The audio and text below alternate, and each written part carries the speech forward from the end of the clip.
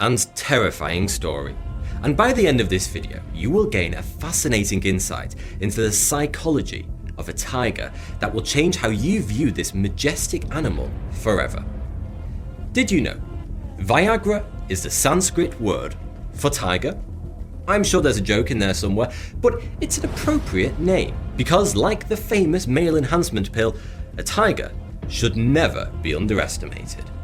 When it comes to dangerous animal attacks, you'll usually find a predictable pattern. Sometimes a person is stalked, but mostly they're attacked at random, in perhaps a fleeting moment of territorial aggression or fear. But what you will never find is when an animal specifically hunts one man in order to kill him. That is extraordinarily rare and is what makes this story so unique. Because there is one instance when an Amur tiger did exactly that, and what happened will astonish you. Now, fair warning, the following story is true, but disturbing. It's 1997. Primorye, Far East Russia, is a place where man and nature exist in their own unique relationship and have unspoken rules. Bordering with China, Primorye sprawls over 600 miles of forest wilderness, beset by steaming hot summers that swarm with unforgiving bugs and harsh, frozen winters. It was here, during one of these frozen winters, that a young, desperate hunter named Vladimir Markov was hunting in the forest when he stumbled across the mutilated corpse of a wild boar. It was immediately obvious that the boar had been killed by a large, powerful animal, potentially a bear or leopard, but most likely an Amur tiger. The incredible violence of the kill suggested as much, but scanning the tall grasses around him, there was no tiger to be seen. Stealing the kill was an unmissable opportunity for Markov. He was starving after all, and much of the boar could be sold and eaten. This meant sparing him the cold and potentially a day's wasted labour without finding game. So he decided to steal it, even if it meant a confrontation with a tiger. This fateful decision would be his undoing. But perhaps this confrontation was exactly what Markov wanted, or at least he thought he did. Like most animals, conflicts between man and tiger are almost always the result of an unhealthy environment, where food and opportunity on both sides are scarce. Tigers begin to view humans as direct competition, and in the case of this killing, that's exactly what happened. Primorye is a region long beset with poverty, unemployment, and poor pay. To hunters in these circumstances, tigers are attractive game. At $10 trillion, the global black market is one of the world's fastest growing economies, and after drugs and weapons, poaching is one of the most popular black market trades. In traditional Chinese medicine, almost every aspect of the tiger is illegally harvested for supposed medicinal value. And at the Russia-China border, tigers fetch a $50,000 price tag, a tempting amount especially for a starving hunter. Even students of conservation have been known to turn their knowledge towards poaching out of desperation. But Amur tigers aren't like other targets of poaching. For one thing, they are by far the largest big cat on the planet. Where an African lion or Indian tiger can reach sizes of 400 pounds, an Amur tiger can reach 600, sometimes even reaching 1,000 pounds. But this fearsome size isn't actually what makes the Amur tiger so dangerous. It's their psychology. Having grown up alongside mankind as the rival predator on land, the Amur tiger is unique in its characteristics and confidence. Where a lion will flee from Maasai tribesmen, or a leopard will always ensure it is out of sight, an Amur tiger is an apex predator with a clear preference for taking on the most dangerous animals without hesitation. It is an animal that devours Russian bears in their own caves, will charge helicopters attempting to track it, leap out of the water onto boats far out at sea, horrifying the fishermen on board, and it will even, in some circumstances, hunt and kill the animal all other creatures fear: man. A hungry Amur tiger is like a honey badger on crack. It doesn't give a shit. But unlike a honey badger, it has the skill, strength and speed to back up its enormous bollocks. It's no wonder that many Primorje locals call Amur tigers the Tsar of the forest, a fitting title for an animal that treats itself as such. And if, in the case of Vladimir Markov, you've now offended the Tsar by stealing his kill, he will most certainly come after you to put you in your place, which is exactly what happened.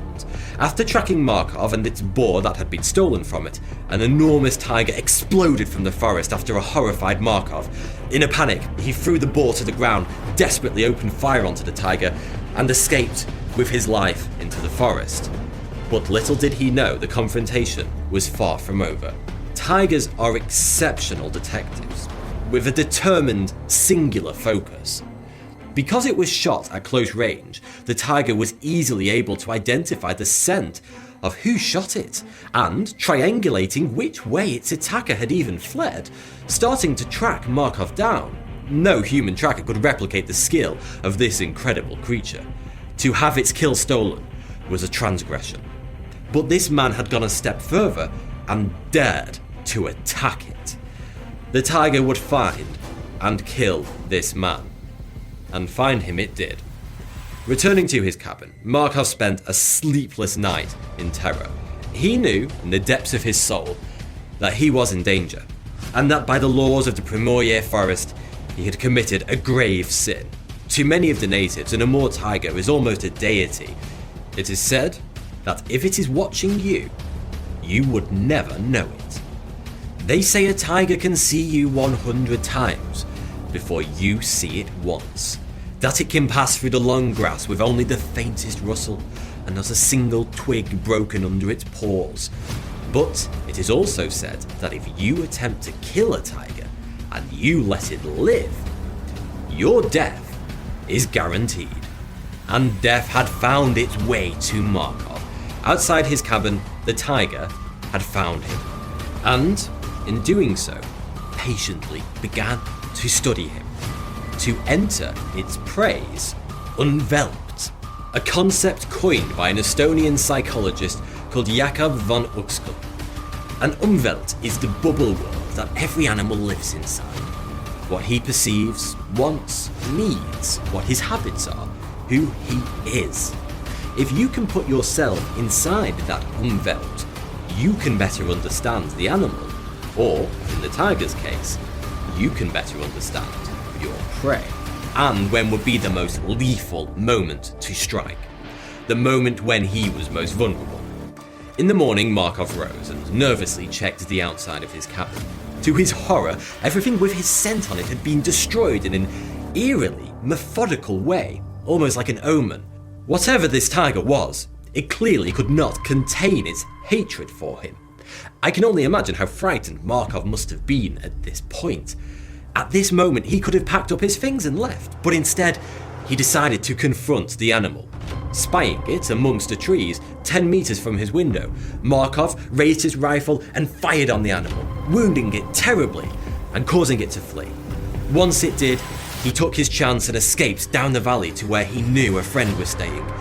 But little did he know, his decision to wound the tiger had already sealed his fate. His friends didn't give him the reaction he expected. Frightened, his friend told him to stay away, that he had made a mistake, that he didn't want Markov anywhere near him. After all, he didn't want Markov's scent or footprints bringing the beast to his door. He had his own loved ones to think of. He was well aware of the enormous power an Amur tiger wielded, and rightly feared it. He also knew Markov had brought this upon himself. Dejected, Markov sought out help from security at the local sawmill, telling them that he'd had an encounter with a tiger, and it was now after him. Sympathetic, they told him to be careful, but beyond that, couldn't and wouldn't offer any help. Poor and overburdened themselves, they weren't about to risk their lives against such a deadly hunter. So, Markov was alone, and he had nowhere to go, and the tiger was after him. With the cold winter night setting in, Markov had no choice but to return to his cabin or die. He could either confront the animal that he knew was waiting for him, or freeze to death in the snow. He chose his cabin and alone walked back towards his final confrontation. A man that has offended a tiger, as the natives believe, will most certainly die. And in this cold darkness, the tiger was waiting for him. Rather than impulsively acting out on a spur-of-the-moment aggression, the tiger had set its mind on killing Markov slowly, savouring the hunt and anticipating the kill. And for almost 48 hours after their initial confrontation, it held no other thought in its mind. Like a trained assassin, the tiger knew Markov would return to his nest, and it waited patiently until, cold, tired and afraid, he finally returned. Armed and ready for the confrontation, Markov came back prepared for what he must have known was his last chance to survive the animal. And whilst it may have been easier to just fall asleep and succumb to hypothermia, Markov was no coward. Driven by desperation into a terrible circumstance, he would now meet his fate. It was a few days later when Markov's body was found. His friend Alexander Dvornik was among the group that found his body. He was so horrified by what he saw that not only did he have nightmares ever since, he vowed to exterminate tigers from that day forth. Alongside Dvornik, experts were called in to investigate the situation. Inspection Tiger, an official unit set up to handle conflicts between men and tigers, arrived on the scene, led by a man named Yuri Trush, a professional hunter and conservationist. It was his dog that alerted the men to the tiger's nearby presence. Invisible to them, it was apparent that the dog was perturbed by the knowledge of the giant predator it had detected. In the darkness, none of the men could see the animal, but all of them could hear it, as if it was everywhere at once. Trush recorded much of the investigation on camera. He discovered that Markov had been walking home when the tiger found him. He found that Markov's remains had been dragged into the forest before they arrived. As they followed the tracks, they continued to hear the tiger nearby, but still couldn't see it. At last, they found what had horrified Alexander Dvornik so much. The corpse of Markov had been mauled, torn, eaten, and strewn across a 5-meter square patch. There were limbs, a head, but no body to be found. The tiger hadn't just killed Markov, it had eradicated him from the face of the earth, devouring and mutilating him over the course of 3 days in an active, prolonged and cruel vengeance. But to Trush, there was something else that disturbed him. The tracks at the kill site measured 17 centimeters, suggesting that the man-eater that had hunted Markov was an enormous, fully grown male, more than 600 pounds in weight, and over 10 feet in length. Trush could not imagine a more dangerous predator. But for now, with Markov's death, they thought it was over. However, they were wrong.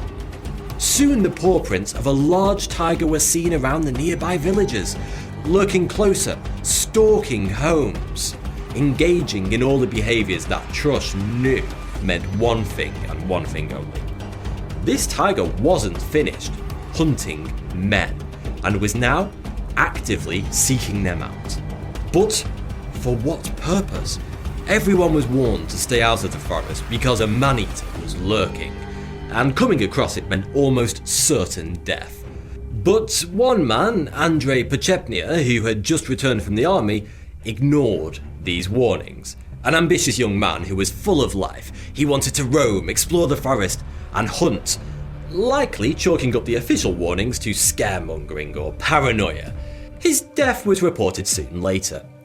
When the Inspection Tiger unit discovered his remains, there was nothing left of his body. Every inch of it must have been eaten. All that remained of Pochepnia was his clothing, all of which had been disturbingly removed and set into a neat pile, as if the tiger had carefully undressed its victim like husking an ear of corn. Only the bloody stains told the obvious story. This new attack led the Inspection Tiger unit to make a final decision. The tiger had to be found and killed before it struck again. Its last known location had been a hunter's cabin that it had broken into. It had trashed the house and, lying on a mattress, had waited for an unsuspecting victim to return so it could kill it. Thankfully, nobody did, so it moved on. The tiger tracks indicated it was limping on 3 paws. Where a healthy Amur tiger can move over 100 kilometers in a single day, this one had been lying down to rest every 80 meters. Its right foreleg had been badly wounded, presumably by Markov. If this was true, then there was no way that the animal could hunt its usual hoofed prey, which would now be far too quick for it. Its only option for survival was to stalk slow, unwitting men. With this news, everyone hunkered down in the village as Inspection Tiger tracked the tiger through the forest, eventually coming to an open field. Once there, it became immediately obvious that the final meeting between the 2 hunters had occurred. Trush's dog became instantly nervous, agitated, and then afraid. It knew what the men could not. The tiger was there, and it was getting ready to strike. Suddenly, an enormous roar burst out from around the men, shaking them to their bones, and the tiger exploded from the tall grass directly at Yuri Trush. Each of the men, startled, then opened fire on the animal. The tiger flew at Trush as he shot, crushing him to the ground with its enormous, vicious body. Certain he was dead, Trush drove his rifle deep into the tiger's mouth and pulled the trigger.